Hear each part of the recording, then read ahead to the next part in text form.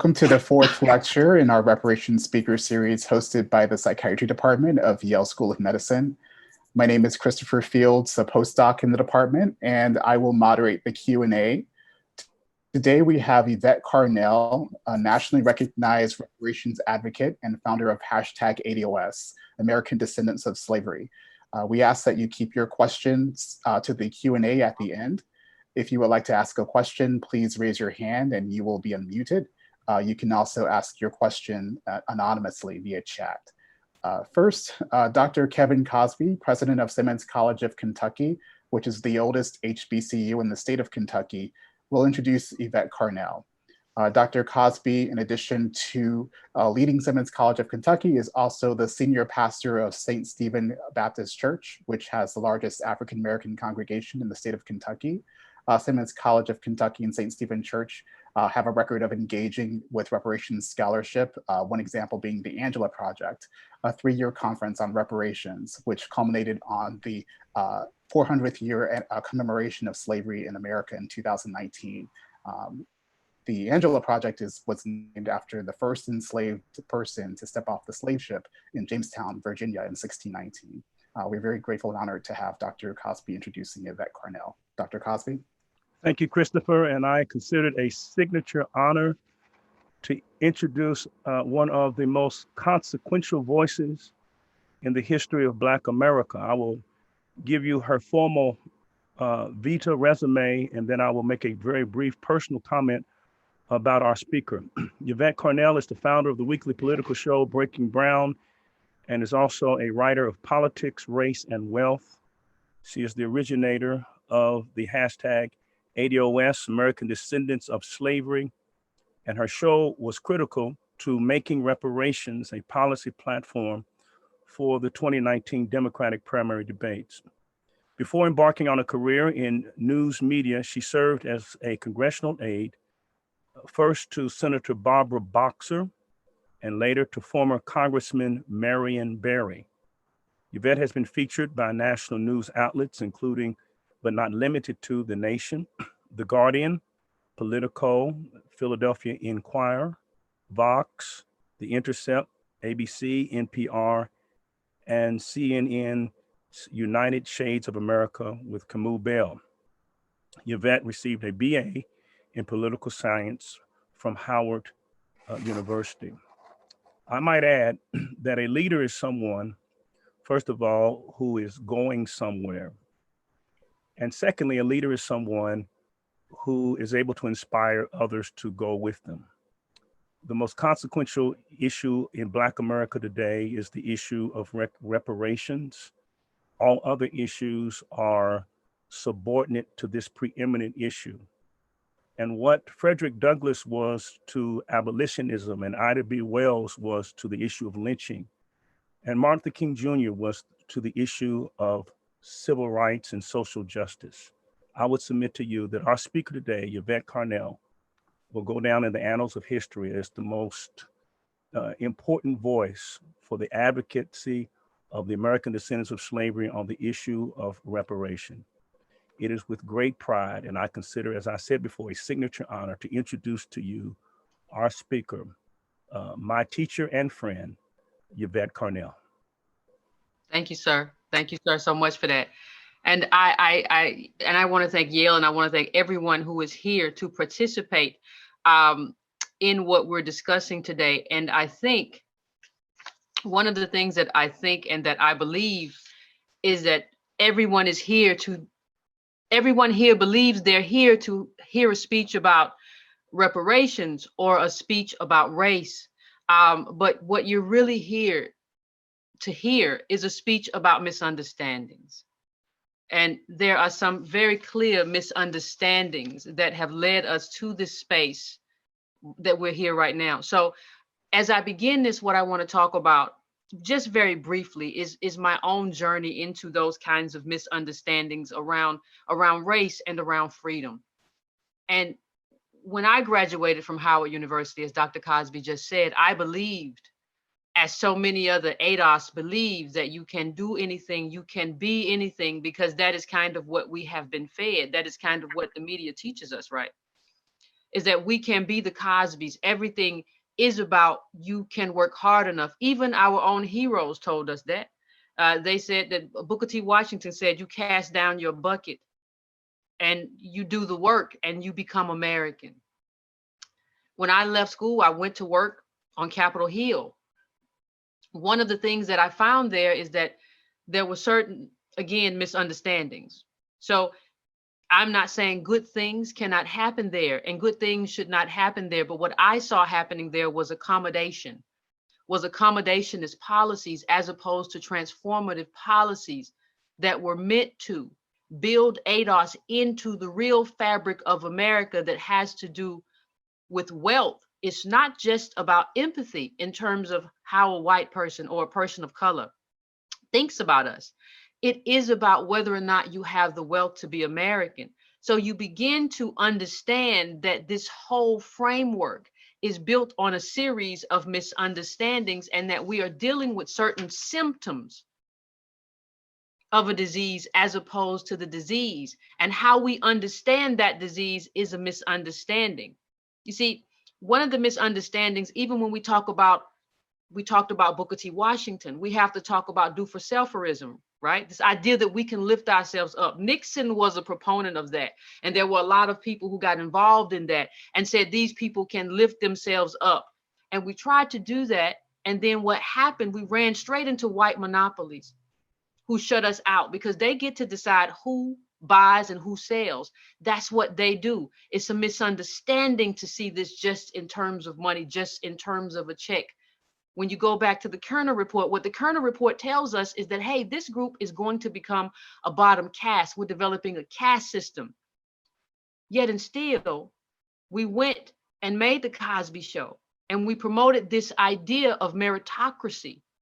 And we did not discuss the true reality of the fact that ADOS are a bottom caste because this country needs somebody to eat the failure. There has to be a group that has the nuclear facility, that has the liquor stores, that eats the subprime mortgage and feeds into white capital. Again, it's another misunderstanding that race is just sort of a happenstance, that the creation of race is just something that happens as opposed to something that was created, built, and weaponized against a group of people to remain on the bottom. Again, a misunderstanding that we have about who we are and what it means in terms of getting to that next level, in terms of what reparations means. So in order to move past the misunderstandings, we have to understand them and we have to unlearn. Learning is one thing. Unlearning the misunderstandings that we have is another thing altogether. Our politics are arranged by a specific kind of hierarchy. At the very bottom of that hierarchy, tethered to the bottom, like the Kerner report said, is ADOS. And especially what you get when you read Thomas Piketty, what you begin to understand is there's no way for labor in terms of how money is going all the way to the top. Even look at what Jeff Bezos is worth now. Look at what kind of a multi-billionaire he is now. That money goes all the way to the top and we're still tethered to the bottom and we eat the failure and he eats the wealth. And so the idea that labor, we can get out of here by labor. You can get a good job, you can get a good college. That's not what happens. You have this idea of plugs and outlets. So what happens to ADOS is that we go to school, we go to college, as did I, and a lot of ADOS, and some don't because we don't have we come from crumbling schools, right? We live in neighborhoods where have been replaced by charter schools. So we don't have that. But even when we have the plug, like we have the plug in our hand, there is no outlet to plug that into. And so the life that we have lived and have been encouraged to live, even when we do reach the pinnacle of ADOS success, is a lie. And so that is a misunderstanding of our exchange in America. And it goes all the way back to Booker. It goes all the way back to Great Migration, when they said, well, the KKK is killing you here, but if you just move west, move to Chicago or wherever, you can have a better life. Well, we moved there and we find that there were white mobs, a lot of times ethnic mobs, who treated us just as bad as anyone else and bombed us out of our homes and took what we had. So this country has left us running. And so in the essence, the Cosby Show is a kind of misunderstanding, and it's a kind of social engineering. It's just one of many that creates in the mind of not only us as ADOS, it creates in the mind of you and those of you who are other people of color or white America, that this thing is possible for ADOS, but it's not, because we're tethered to the bottom for a very specific reason. And if you don't understand that, what you have is a misunderstanding. When we talk about the plunder of land, we all know, and if you don't know, you can absolutely look that up. But our land was stripped from us. Our land was robbed from us, and it was never given back. Nobody ever made us whole in any kind of way. So when Booker T says, cast down your bucket, I say, Booker T, on what land? Because that land was stripped away from us intentionally and methodically. We all know that the Confederates were able to get back. They were able to get back their wealth within a generation after being traitors to the country. That land was supposed to be redistributed to us, and it never happened. There has been a misunderstanding in terms of who we are, how we got here, and what needs to happen in order to make us whole. So before I even get to the part where we talk about reparations, we have to talk about the misunderstanding that we can somehow start from zero. We can start from today, knowing what we know about the data, that we're going to go to zero wealth as a group by 2053, that we can start today and somehow build. That's not possible if nobody makes up for the plunder. That's not possible if nobody pays us back. That's not possible if we try to depend on labor to make that happen, because there's not enough money in labor. The money has gone all the way up to the top. That's not possible if you try to fix class with race.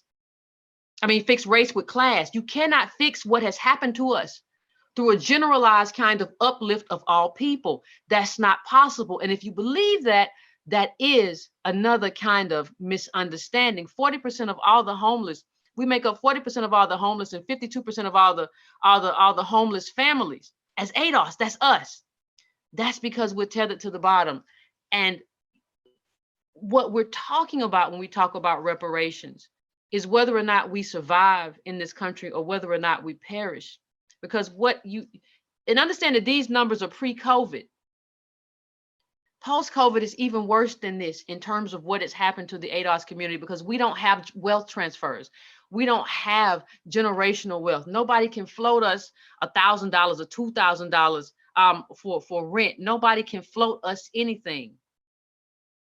And that is kind of the captured group that we are. So when you look at it, when you think about it, when you think about the bottom 50% of ADOS are worth less than $1 in this very rich and affluent country that we built, because what ADOS really means when you talk about it, we're talking about a very specific contribution to this country and a very specific kind of oppression. And that oppression goes all the way from slavery to redlining to Reconstruction. That goes all the way through mass incarceration. That's where we go. That's a very specific kind of oppression. And the Kerner report said you have to do something transformative about this. And nothing transformative has happened. So the idea that we can kind of do it ourselves or we can use class to do it is, again, a misunderstanding. So what I'm here today to do is kind of clear up a large amount of misunderstanding. We have even misunderstand who we are, right? So we're not just Black in terms of melanin. The reason we don't have inheritance is not because of Blackness. It's not because of melanin. It's because of who we are in terms of, my mother worked on a sharecropper farm. I'm a light-skinned person, so it's not about melanin. It's about the lineage that I have and what I don't have because of how my family and my lineage was broken up. It's because of, at the beginning of that story that I told you about Howard University, it's because of what I recognize because of who I am and where I come from, that this stuff isn't going to work. What they're doing in terms of moving the chairs around and one chair gets a new pillow, that's not going to work. So we have to unlearn and deal with all the misunderstandings that we have had in order to move forward in terms of this conversation. People talk about a racial wealth gap, but it's really a lineage wealth gap. Because you have in the color of, if you look at the color of wealth Miami, if you look at that study, if you look at the study, the color of wealth in LA, what you find is that even Black immigrants in those countries, or will they be first gen or second gen, they're doing better than us because failure is not baked into who they are. That is not who they are. And there are studies that show there's a preference for them because they know that they don't carry the same baggage and the same claim that we have. So this is not a melanin-based conversation. This is about a very specific group that is owed a very specific thing. You know, I talk about all the time, you know, it takes much longer to heal a wound than inflict a wound. So, you know, I broke my ankle playing basketball, right? And you all know that it took seconds. I heard my ankle snap, pop, and I was out, right? Didn't feel anything till later because the body has a lot of ways of covering up you being real messed up. So I didn't feel it, but that was what it was. It took me months to heal that ankle.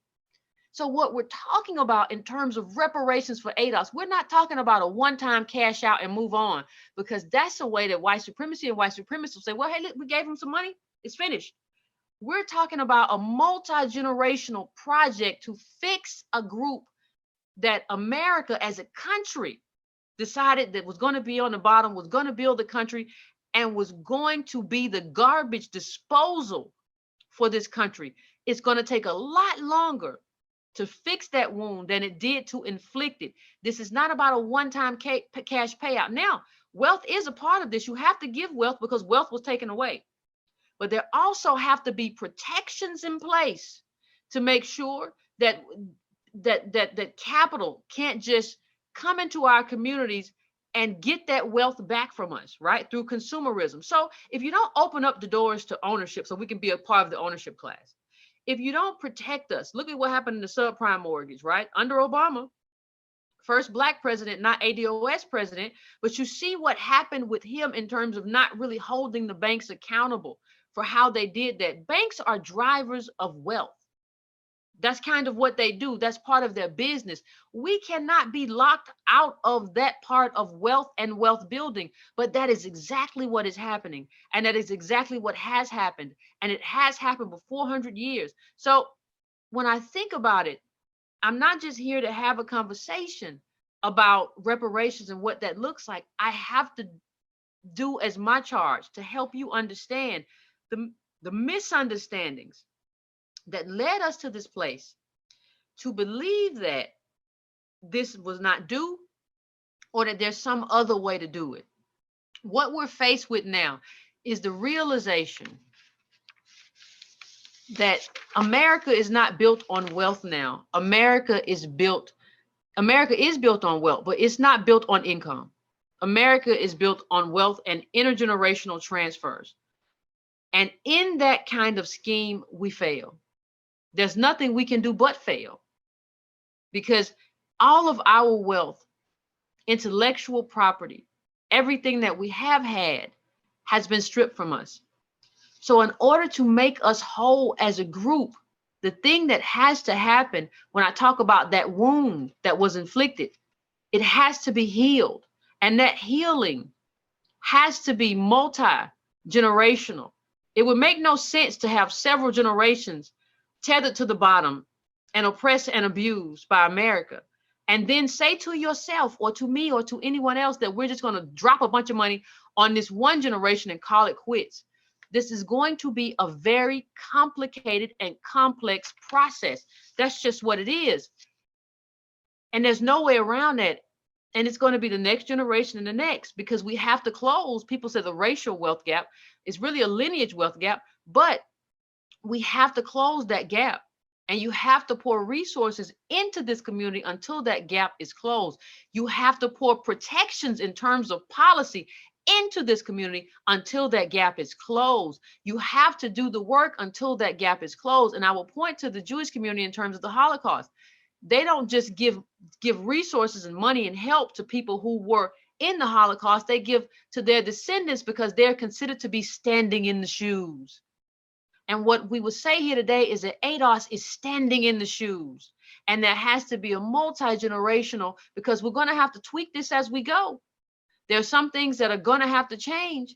There are some things we have to have wealth, and we have to have certain protections. And there has to be within our policy framework some way to make that happen in a way that not only protects us and our wealth, but kind of ensures that we are incentivizes business as well to take us into that framework and say, hey, you didn't get this, we're gonna give this to you. There's a credit for this, there's a tax credit for that, because there has to be a way to build us into the ownership class. And so I kind of take issue to people say, well, it's just a check or it's just this. No, it's not just one thing. It's a lot of things that go together. It is a robust reparations plan that we're looking for. It's not something I've seen people write and experts in the field write, that it's going to be a 15-year plan. And I think that is highly irresponsible, because it has to be a generational plan, right? It has to be, you know, when you look at this, let me just read something. In 1962, there's $470 billion of household wealth.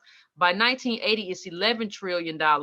Today, it's over $100 trillion in household wealth, nearly entirely held in white hands. White America has locked in their privileges and sold us, and sold us Cosby and LeBron James to kind of take away from the fact that the rest of us have nothing.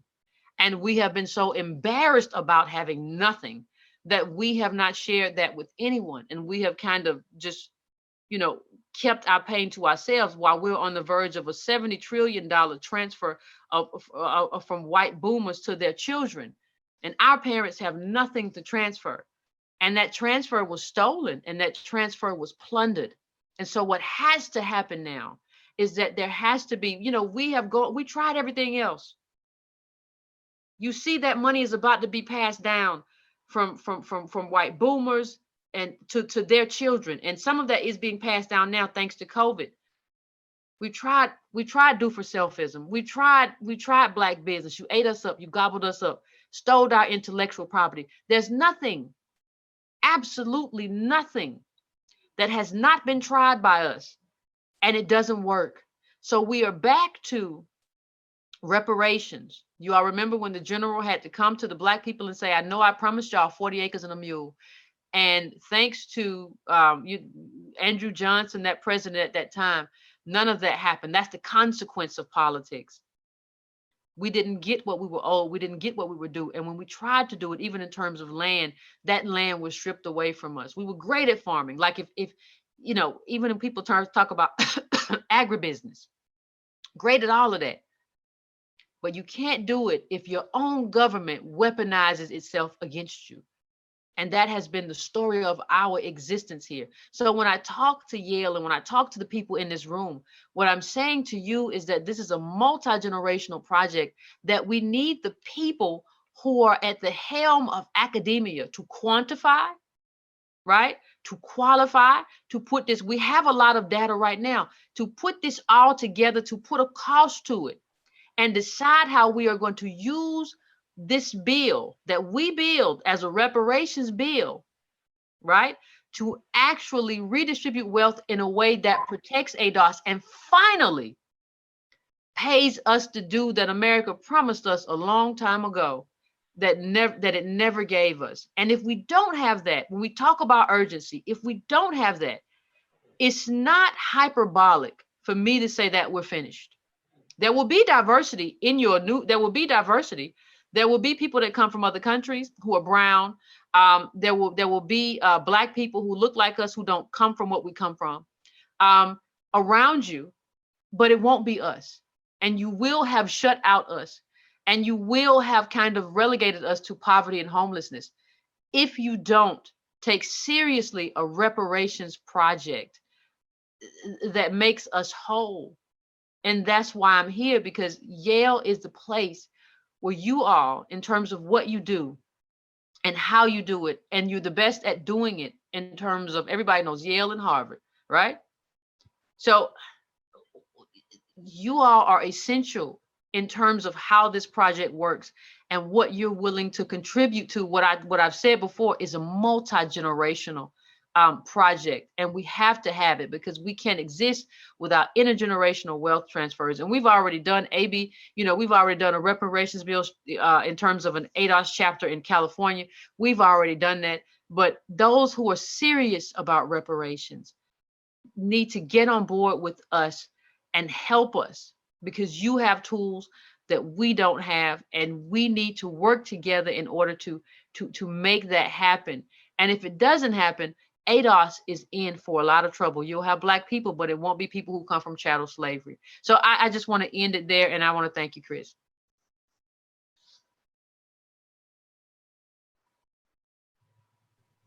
Thank you so much for that powerful talk, Ms. Cornell. Now I would like to open it up for Q&A. As stated earlier, if you would like to speak your question, please raise your hand. We will unmute you. You can also post your question anonymously in the chat. And I guess I'll start it off to reiterate your point that it takes longer to heal a wound than inflict it. How do you visualize, outside of being a multi-generational project, are there other dimensions that are important to focus on outside of economics? How important is, there are some people who are maybe trying to decenter the economic portion of reparations. How important is it to center the economics? And what do you envision as a comprehensive reparations project? What would that look like? Well, that would look, it would be so, I don't think anybody's ever built a bill like what I have in my mind. So let me just say that in the sense of there has to be a wealth transfer, right? But you also have to have protections. One of the things that has happened in America, even when you look back to federal housing and that sort of thing, you saw them say, like, you can have this. You saw the Supreme Court said you can't do this. And then nobody protected us because politics is personnel, right? I think Elizabeth Warren said that politics is personnel. So you also have to put people in place. You look at Mitt Romney's father, who actually was implementing and pushing those policies, even though the Nixon administration didn't want those policies to happen. So economics, though, is key in America because America is expensive. When you talk about having a nice home and having to have $15,000 or $20,000 down, you might as well, in terms of us, say you have to have hit the lottery. We don't have it. So economics has to be key. But the question becomes, how do you keep that money? Because what white supremacist structures love to do is say, we're not going to put you in the flow of wealth and wealth building. We have all of those. We have all of that social capital, because how the Confederates got back in was through social capital. That's how they got back into the flow of money. We don't have any social capital. So in terms of how we get back into that flow, it's going to have to be the government saying, you have to put these people back into the flow of wealth building. You have to do that. And you have to find a way to give them back what was taken. So if the land is not for sale, find it somewhere else. You have to put them back into land ownership because you took it. We have to have, we can't do it just with income. So even when you talk about factories and that sort of thing, right? We talk about factories, but we don't have any whys, not because we haven't built businesses. There was a great story about a man who built a Black person who built a newspaper way back in the day, ADOS man, who the person who built down the newspaper was his newspaper plant was a white man who worked for him. You can go back to Black Wall Street. You can go back to all of these times when we have been plundered. And you have to not only put us in a position to own what we own and have what we have and protect us from these sort of white capitalist predators who just say, want to give the money back to me. And that's what you want to do, because we've never had it. We've never been trained in wealth building. So at a certain point, you want to be like, yeah, I like a Ferrari, or I like this. There has to be a way to do that, to kind of design it for specific plans that build wealth, as opposed to just what everyone would like us to do is to get in the lane of consumerism and just, oh, you got a bunch of money, let's go buy some stuff. Reparations is a seed that we need to plant to build wealth for future generations. And America needs to keep pouring wealth into the group until that racial wealth gap is zero. We're equal, we're equivalent. And it makes no sense. When you look at the charts, what you'll see is that even people who have come from other countries, whether they be Latinos, whether they be Black Africans, no matter who they are, whether they be Europeans, they come here and they catapult. You know why? Because America has a way of making certain people white, and it has nothing to do with melanin. And it leaves us at the bottom. And they tell everybody else that's these Negroes. They just don't know how to work. They don't know. They have a problem with their culture. They're somehow deficient. So there have to be policies in place to protect that wealth protection, to protect that wealth. But there also have to be policies in place that make sure that when we do have the wealth, we're able to access certain business arenas. We're able to access certain and buy certain land. So a landowner can say, I don't want to sell to you, and it's my land, I won't sell. I don't want to sell to a Black person that drives down the quality of the neighborhood. There have to be policies in place that ensure that that cannot happen. And those have to be very, very, very robust policies. There have to be policies in place in terms of how we're schooled. You can't just say, like the Chicago tried to say, well, you're not the Illinois Supreme Court, I think, tried to say, well, you're not entitled to schooling. How? By what right? By what right is that equal protection? So there are a lot of laws that have to kind of go in tandem with reparations. And what I kind of look to Yale and other premier institutions to do is to kind of help us decide what those other things and what those other laws are that should go in tandem to what we're building.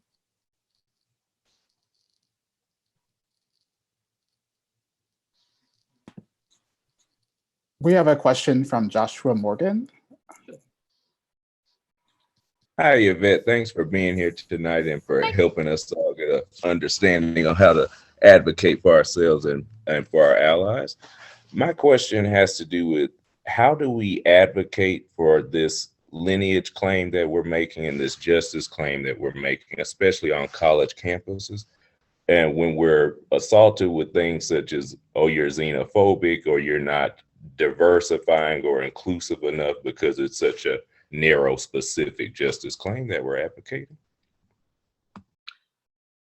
Thank you, fam. I appreciate that. And I think, when we talk about our agenda, right, we have I always say reparations is the heartbeat of a Black agenda. So if you are a Black immigrant in this country, especially if you have kids and if you have a lived experience here, the Black agenda does cover you, right?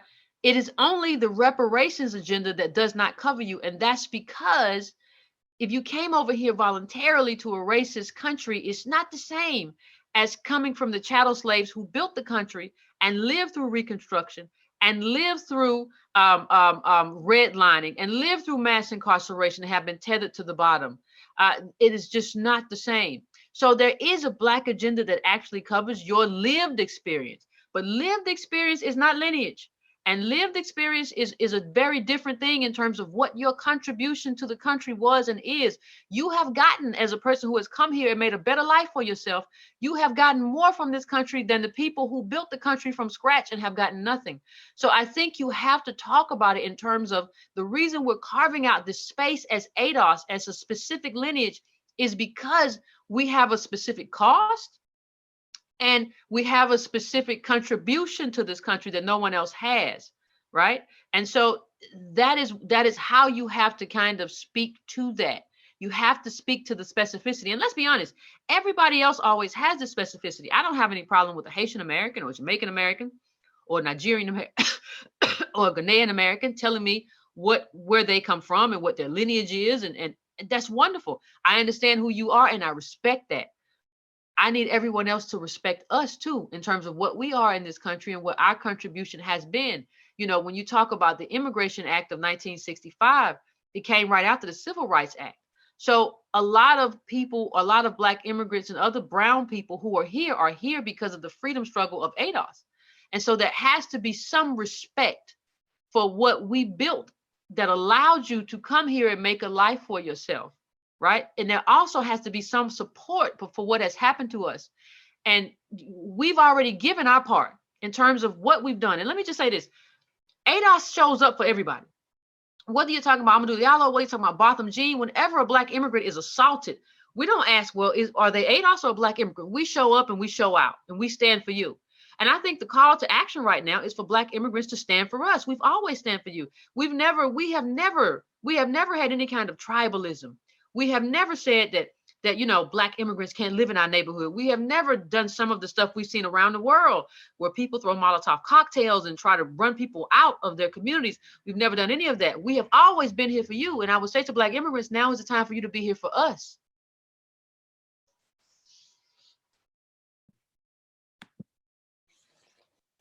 Thank you for that. I am going to unmute Herbert Campbell to ask a question next, and then we have a bunch of questions being sent to me privately as well as in the chat that we will address. So let's hear from Herbert. Yeah, I guess my question is, I know that in terms of justice, reparations is the right thing to do in terms of, just justice and morally, but outside of that, is there an economic benefit to, just to the overall American economy if reparations claims met? Well, there is actually an economist, I can't remember her name, but I think she used to work for I don't know whether it was JP or Citibank, but she said that racism costs it cost America like 16 trillion. That's what it costed the economy. 16 million lost to the economy. So when you look at what she says, it's not just a loss to ADOS, which is my primary concern. It's a loss to the economy for this kind of racism to run rampant in the system. In terms of, think of how many ADOS kids who, because they don't have good kids, because they don't have good schools, or because they don't have good wealth, right? Because they don't have intergenerational transfers, cannot make it to the helms of these schools to actually contribute to the economy the way that they should be able to contribute to the economy in a meritocratic society. And so there is a loss not only to us, there is a loss to the overall economy because of the racism and especially the anti-ADOSness that this country continues to kind of promote.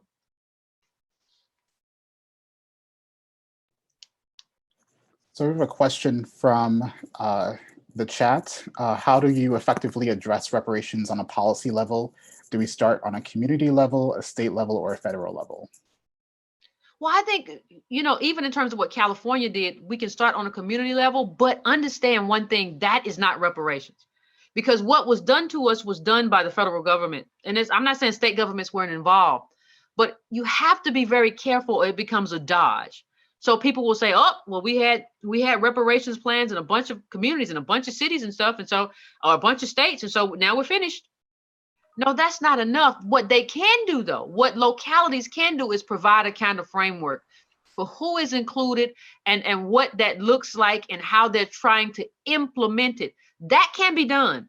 But the federal government has to take the lead at some point in doing this, because the federal government took the lead in oppressing us. The federal government took the lead in terms of President Andrew Johnson, in terms of deciding that we were not, after Lincoln was assassinated, and deciding that we were not going to get our due. Harry Truman took the lead in not doing anything until very late, in terms of lynchings and in terms of airing that racist movie at the White House and furthering white supremacy. So the federal government has taken a lead, even in terms of when you talk about FDR and you talk about his housing and how that segregated us, and even in communities where ADOS and white communities had already integrated, you still put up and erected, even in a New Deal, a lot of stuff that segregated us and relegated us to the ghettos in terms of how that started. So you still have, the federal government has to take a lead, and the local government doing things, I'm not opposed to it, but it cannot be a dodge, and it cannot be a dodge away from ADOS. You cannot say minorities. It cannot be about just people of color.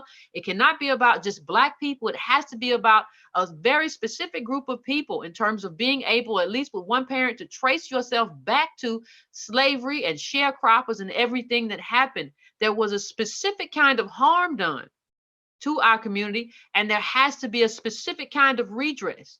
And it's not a minority redress or people of color redress, it's an ADOS redress.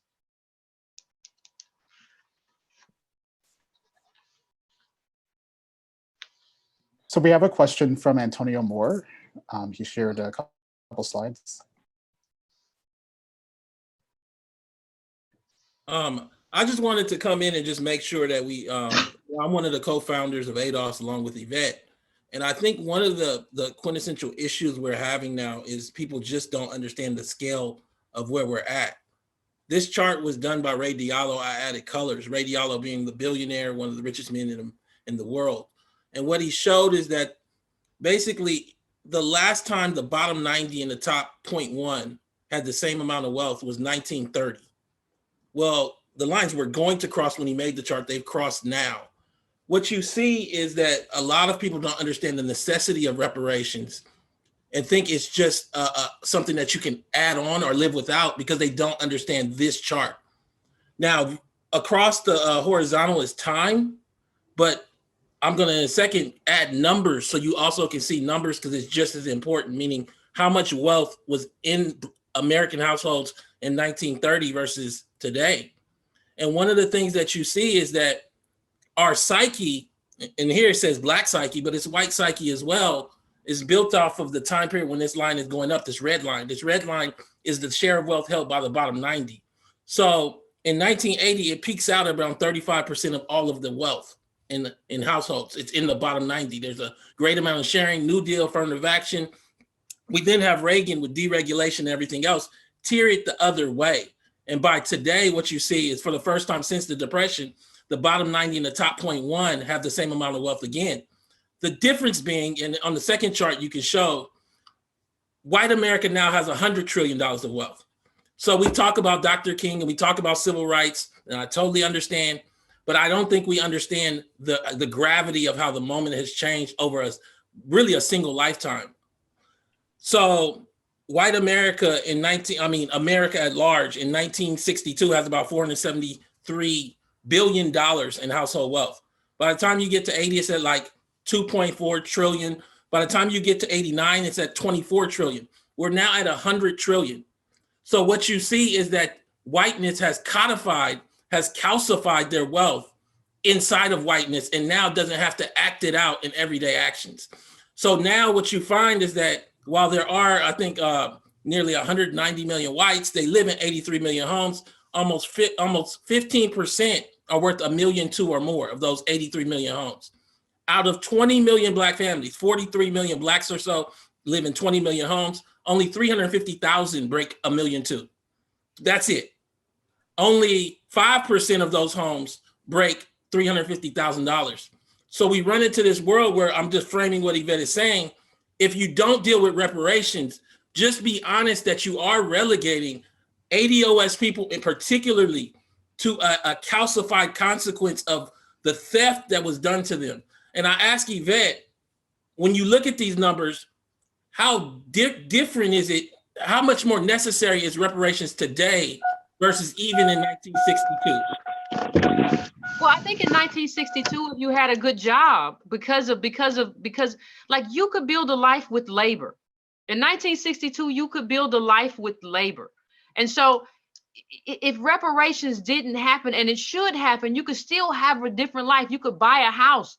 Like my parents bought a house, right? Because they had labor. And what happened with unions and everything else,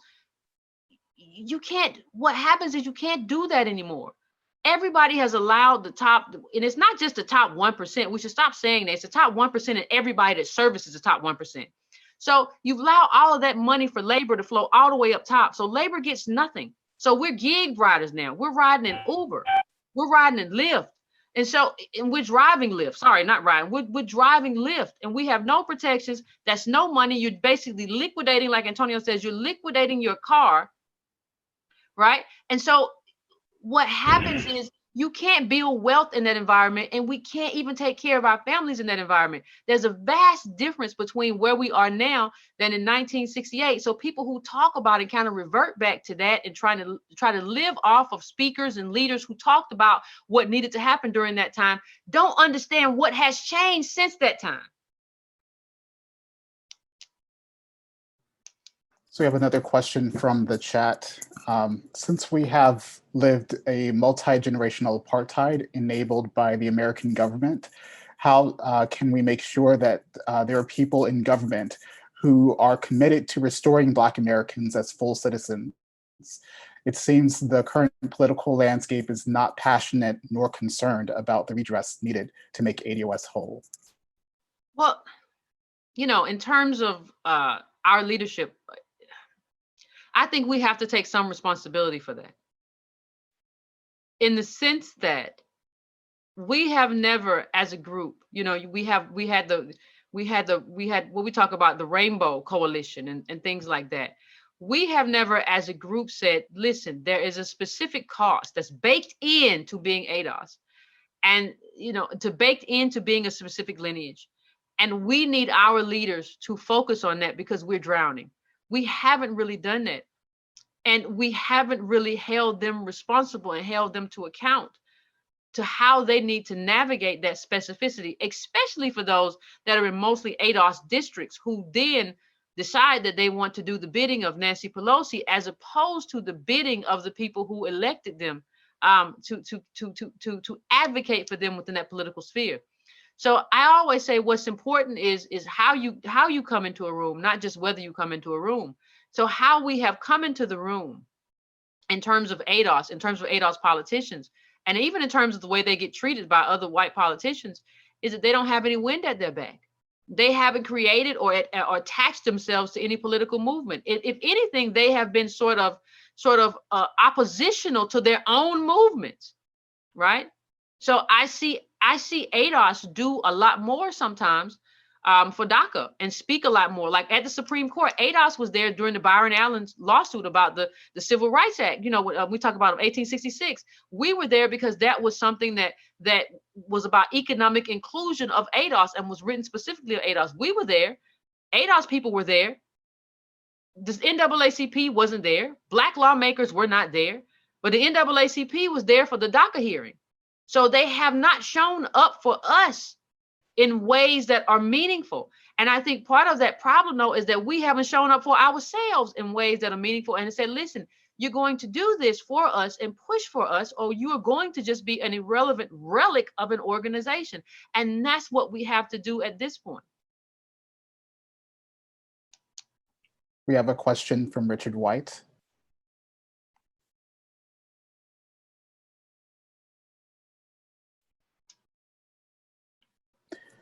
I'll go ahead and ask a question from the chat.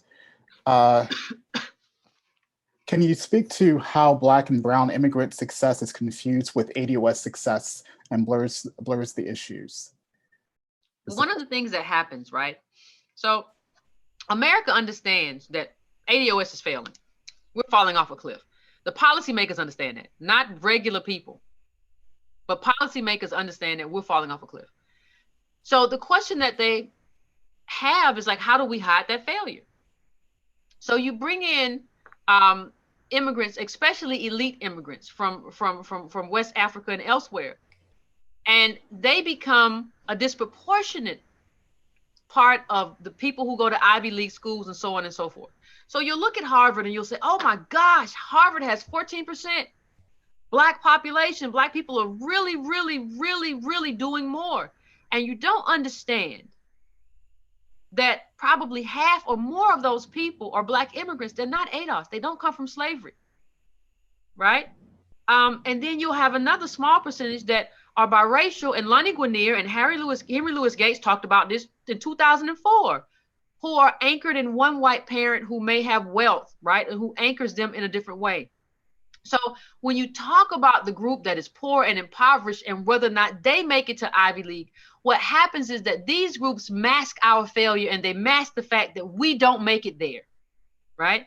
And so what you have here, because I always say you don't have to be white to be a tool of white supremacy. You have them being model minorities, and they can check African American or Black American because they're probably more African American than me. My family and probably most ADOS people, we've been here many generations. We're more American than African. So they're not the same as us, and they're coming from different backgrounds as us. And a lot of them have different wealth levels as us. Go back to the wealth of LA chart where the Nigerian family was doing far, far better than the ADOS family. How do you do that? We've been here 400 years. You got here first generation, second generation, and you are doing better than us.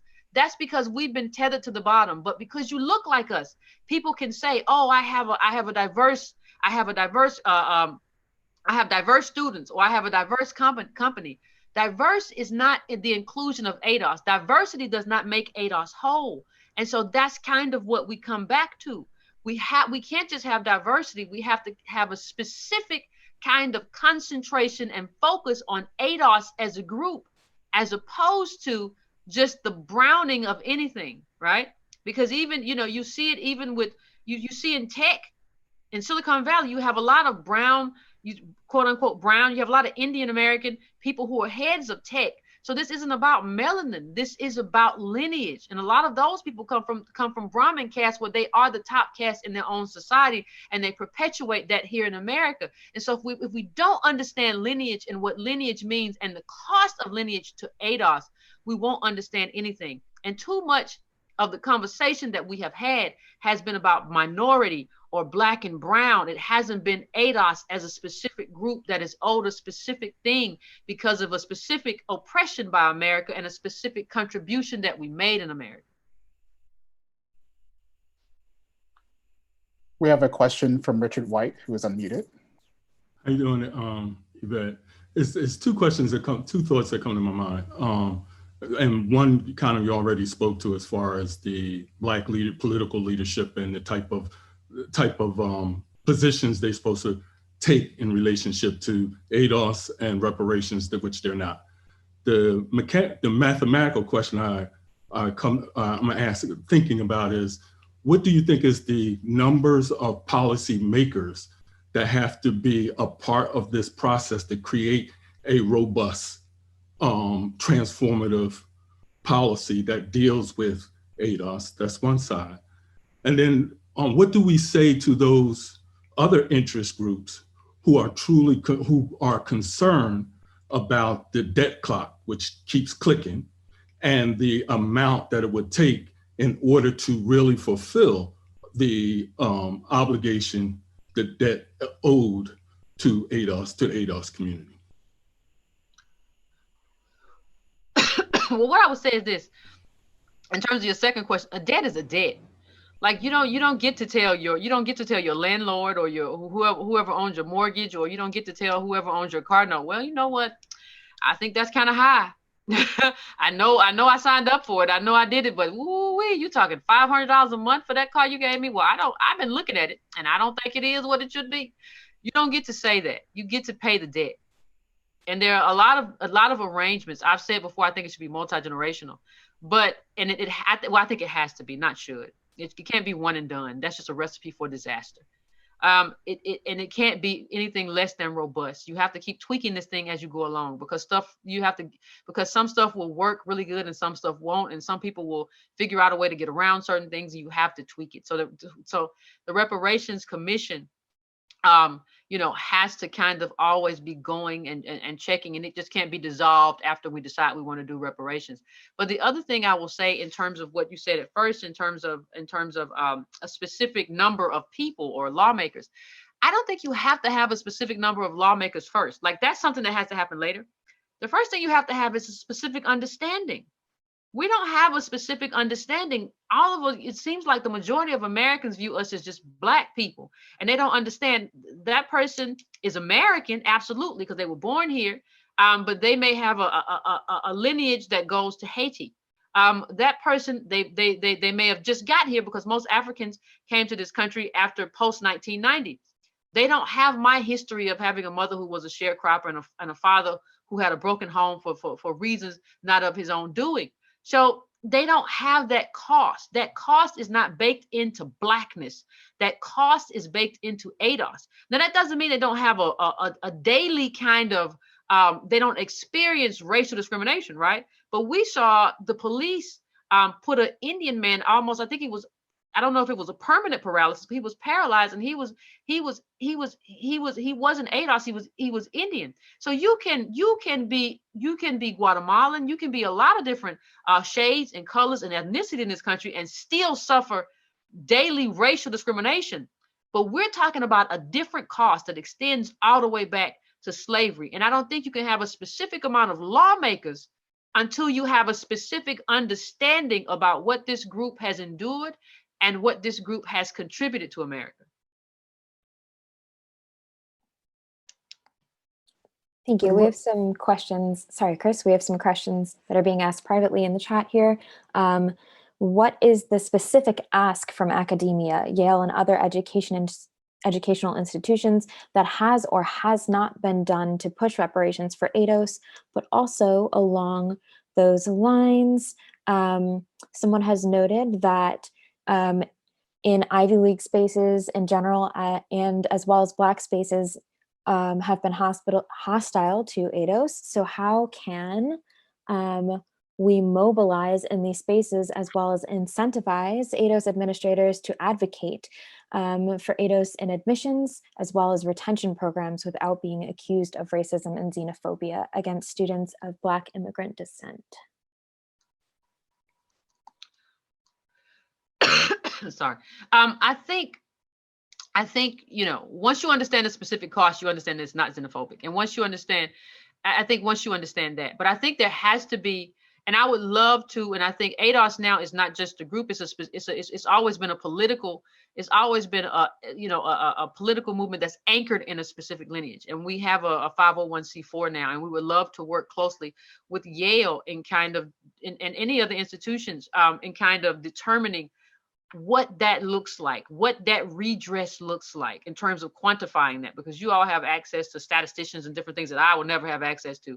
So we would love to crunch that data with you all and figure out what that framework looks like. I think that's the role of like premier institutions like Yale in terms of you could really help us, because we don't really have that. But what I will say also is we have been advocating for, it's kind of like what Latinos did in terms of they have a different kind of ethnic framework of having ADOS be a specific kind of ethnicity, so that nobody can, so if you just came here yesterday and you are from Ghana, you don't get to just mark Black as the same as ADOS who descend from slavery. We're two different groups, right? And so I think it would be helpful if we had the Census of Office of Management and Budget, which kinds of sets those ethnicities and races, if we could have them actually say, hey, we're going to disaggregate ADOS from just other Black people. Because when you do it, like when you do it, when the color of wealth Miami, the color of wealth Boston, and the color of wealth LA, when you do that, when you disaggregate ADOS from other Black groups, you find that we're on the bottom of groups that immigrated here after us. And that tells you something about our specific condition, right? And I think we have to lobby for us to be disaggregated from the data and say, when you apply for an institution, not just being ADOS, I would actually add into that income being a part of that kind of, or your parents' income when you talk about college being a part of that metric, or being a part of whatever equation you set up for the affirmative action for ADOS specifically. Because when LBJ announced that at Howard University, he was talking about being hobbled and how you can't just come up to the line and say, you know, now go. It was specifically for ADOS. It wasn't for other people. And so I think we have to own that. And I think we have to, you can't count something that you don't measure, right? If you've ever said, hey, I'm a bit pudgy, I gotta lose a little bit of weight, you understand that I gotta weigh myself, and I gotta look at what I eat during the day. You can't really quantify anything that you don't measure, and you can't measure us as long as you lump us in with other groups. So the first thing that we have to do is disaggregate ADOS from other groups, from other Black groups and other immigrant groups. There's no such thing as people of color. It's not BIPOC. And that's disrespectful to all other groups too, because every group has a different distinct lineage and a distinct contribution that they bring. So it's kind of disrespectful to me.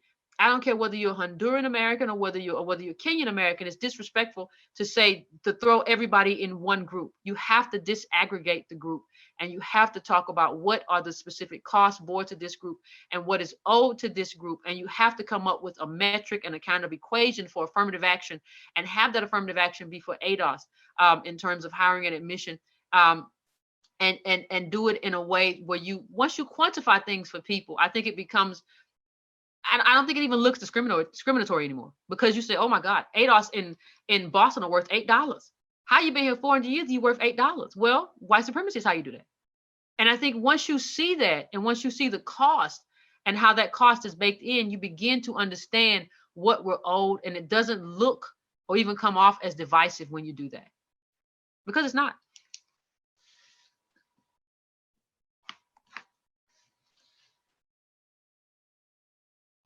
So a question from the chat, can you speak to the power of media and how we desperately need proper representation in it, and the dangers of celebrity worship and giving media personalities unearned credibility? Well, when we talk about media, I think everybody needs to look up the Telecom Act, and how that decimated, ADOS media, how that decimated what we owned and how we were able to tell our own stories. And it gave our story, and that happened under Bill Clinton. So it's not just about Republican, Democrat. This happens under all administrations. And that decimated our community and our ability to talk about our own pain and to talk about our own economic, for lack of a better word, our own economic pain and what we were going through, and to tell our own stories. We don't have that anymore. And so Black media matters. Our ability to put on our own shows, put on our own talk shows, and really kind of highlight what we go through and what we live through every day, and what our economics look like versus your economics is very important. Because one of the things that happens is, you go out and ADOS people look just like white people, look just like people of color, quote unquote, look just like Black immigrants, because we wear clothes, we look nice or whatever. And so you don't really get to come into our lives and see what our lives really look like, and how much our lives are not like your lives. And even white poverty is different from Black poverty. There are a lot of things that show that. So this is not to say that white people aren't poor, but we're saying that we can trace our poverty and our disenfranchisement all the way back to slavery and Reconstruction, and we can trace it back to everything that was promised to us that was not done. And so we have to, and we need to have our media. Now listen, every administration, and the Obama administration had an opportunity to do this. The Trump administration did, and of course they didn't.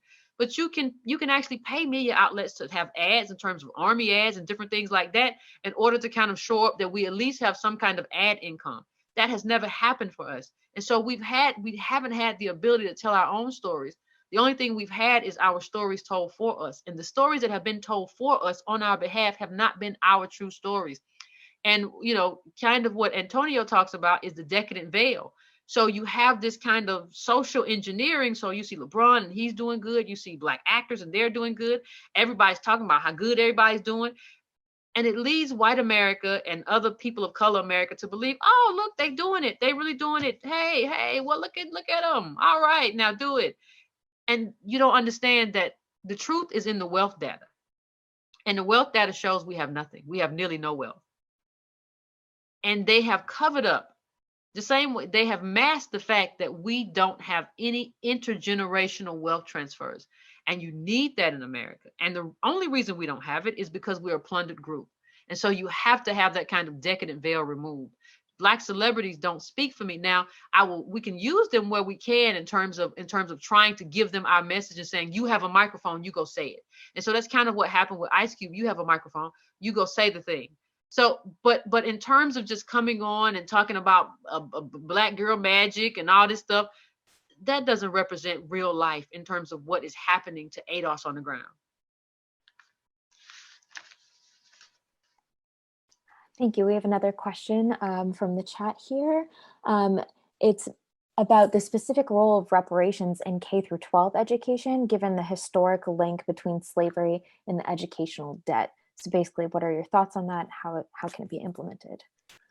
Well, I think the first thing we have to, somebody asked me yesterday, well, what do we need to learn? What do we need to do? And, and they asked me specifically, because I was talking to a group of Black immigrants, and they asked me, what do you have to learn? And I say, there are definitely things that you have to learn, but there are definitely things like the educational system. Part of the reason that we have this idea that a debt is not owed is because we have these books in education that teach us that ADOS, that, chattel slaves in this country were little happy migrants. And there is a whole disinformation campaign that is put into schools that teaches us that we were just happy migrants, and we were not.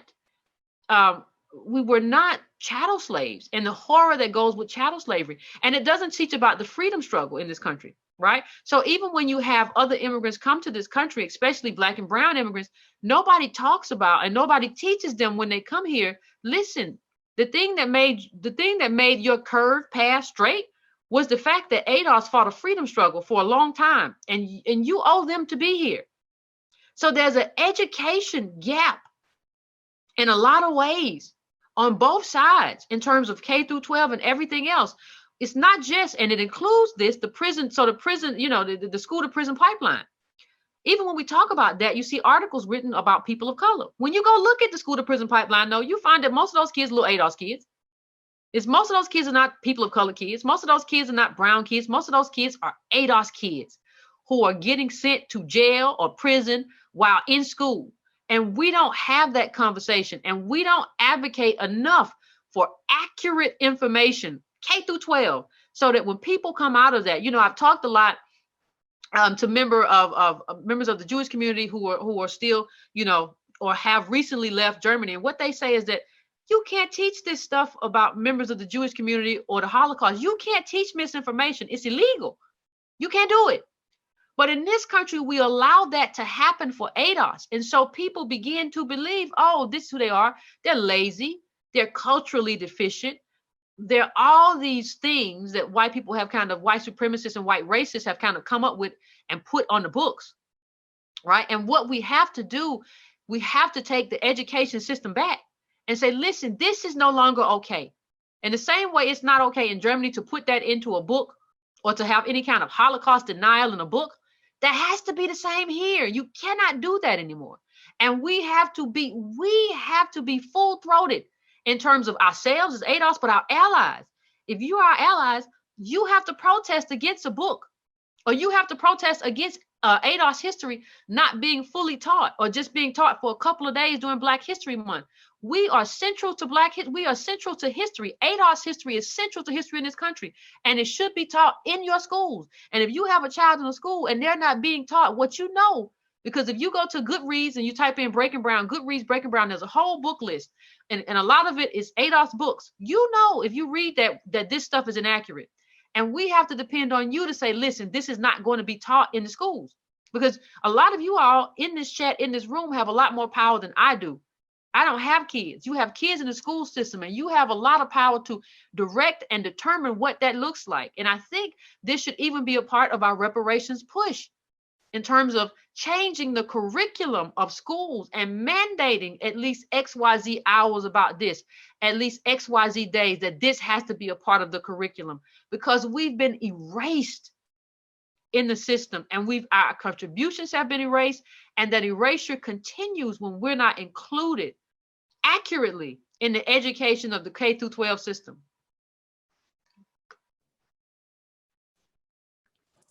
Would you mind elaborating on the Black agenda and how this is distinct from the core reparations claim? Well, when you talk about the Black agenda, we talk about everything from disparities in healthcare. Now, all of those things or disparities in the prison population, right? Now, all of those things have affected ADOS, so they're on the Black agenda because of that. But guess what? They impact everybody. When you talk about Botham Jean, I'm sure the cop who gunned him down in his own apartment, you know, didn't say, or that's a Black, or he's descended from immigrants, or whatever the case may be. So you have a lived experience in terms of those things, whether they be interactions with the police, whether they be healthcare disparities. There are a lot of things where you have the same kind of experiences, because guess who you look like? Guess who we are? We come the same, and people always say, well, now I don't see myself the same as a racist police officer. So I can't say, well, we're all the same because a racist police officer sees us the same. No, we're still a distinct group. But because he does, we have a Black agenda, which includes you, because you have health disparities. You may come up against housing disparities, right? So those have most affected us. But the Black agenda, I'm not going to carve that out and say, well, you don't get access to that. No, you get access to those things. When you talk about all of that, you have to have, and we're creating a space for people who have that lived experience but don't have that lineage. So you have a lived experience where you may have been discriminated against because you're Black. So that agenda is for you. HBCUs, a lot of Black immigrants attend HBCUs. We want to fully fund HBCUs. That is not just for us, but when we talk about reparations as the heartbeat of a Black agenda, that is where we say this is just for us, because it extends all the way back from slavery through Reconstruction and all the way back to here. I can draw a line that binds, and if you look at any of the economic data, it shows me that we are still even below Black immigrants in a lot of measures, and that tells that we are the bottom caste in this country, and we have to have repair. Speaking about repair, will reparations address the psychological damage that may occur in ADOS, the psychological damage from being on the bottom? Well, I think we have to have, and I think, experts can help us figure out how to do this, because you have to implement something. So it's not just about understanding that something is necessary. It has to be implemented as well. But I've always said that we have to have some kind of lineage therapy, because what I find with, most of the people that I interact with are ADOS, and there is trauma, right? There is trauma from your father going to jail and your mother being evicted. You live out of a car. And so there is trauma from, we don't have enough. I don't know if I'm having enough to eat today. I had to live in a homeless encampment. And so I kind of still have nightmares about that. There is trauma from that. And so what I would like to do is to kind of create some kind of framework to have, in terms of, and implement it inside of a reparations bill, to have low cost or incentivized therapy of some sort for ADOS who don't have therapy to get it elsewhere. I mean, don't have the resources to get it elsewhere, who don't have insurance and that sort of thing, because that trauma plays out even in terms of our workforce, even in terms of jobs, even in terms of how we raise our children. That trauma stays with us. There's a book, I think, that says like the body keeps score. So even in terms of our ailments, a lot of our ailments are traumas that we haven't unearthed and we haven't dealt with, because we don't have somebody to sit down with and sob and tell them everything, and them give us new tools, new psychological tools to deal with that trauma and to understand how we can move forward and what wasn't our fault, and how to deal with some of the stuff we saw. We got people in the ghetto in Chicago and elsewhere. You might have saw somebody, you might have saw your best friend get shot down in front of you, and you've never had any kind of therapy to deal with that, and you have nightmares about it, and you try to pack it down. But the funny thing about packing down trauma is that it crops back up in the worst of ways. So you may be at a job and somebody says something to you and they trigger you and you start hollering and screaming, and then you get fired and somebody says, they're erratic, they can't be here. They can't be here because they haven't dealt with their trauma. And there's nobody there to say, hey, hold on, you have trauma from how you grew up. You have PTSD from how you grew up. And so let us help you through that, so that you can put yourself in a position to deal with your stressors and to deal with what happens to you very differently. We want to put you in a position where you're psychologically whole. And we have never put in force in this country a plan to kind of help ADOS deal with that in terms of the lineage therapy that is necessary. And that's why when I talk about reparations, I talk about a comprehensive plan. Wealth has to be redistributed. Yes, that's part of it. That's absolutely part of it, but it's not all of it, because we have a lot of trauma that we have to unpack. And because the American government helped inflict that trauma, they have to be a part. It has to be institutionalized in terms of them being part of what helps us unpack that trauma and work through that trauma. So given the magnitude of intergenerational trauma and harm, it sounds like there's definitely room for more than one federal reparations bill. But could you elaborate on the importance of developing additional proposed reparations legislation outside of HR 40? Well, I think HR 40 is kind of slim. The funniest thing is I had a conversation with the author of Redress, who talked about Japanese reparations and helped get the Japanese reparations. And we had a very good conversation. And one of the things that you find out is that their reparations bill for the years that the Japanese were interned by America was much longer than ours. So how do you have their bill being longer than ours, and we were 400 years still? We're 401 years in this thing now. I think you can have one reparations bill that you make changes to as you go, right?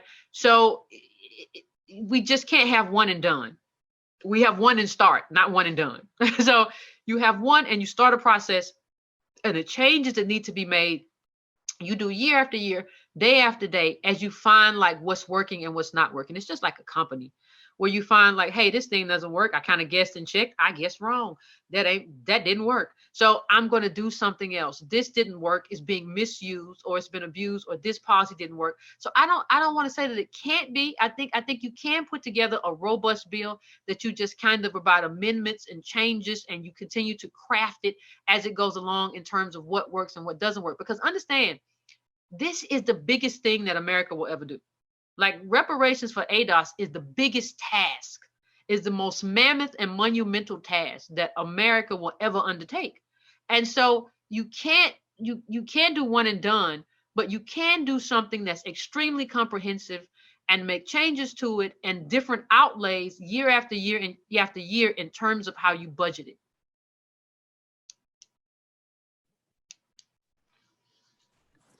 So thank you so much. I think that will be it for our seminar today. Yvette, do you have any final words to share with us? Well, I just want to thank you. I just want to thank you, Christopher. I just want to thank you because I appreciate you actually, bringing us on and having this conversation. And I just want to let everybody know, we look forward and we're hopeful to being able, as an institution, as ADOS, the organization, working with Yale, because I think you all could be instrumental in terms of how we do this, and in terms of how we are able to kind of craft this, in terms of, there's so many books and there's so much stuff that's been written, and you have to kind of quantify that and qualify that, and what does that mean, and what is that number, and what does that look like? Okay, that's a number, so how is it actualized and implemented in terms of ADOS life? And I think you all, in terms of the people who are here from Yale, could be instrumental in that. And I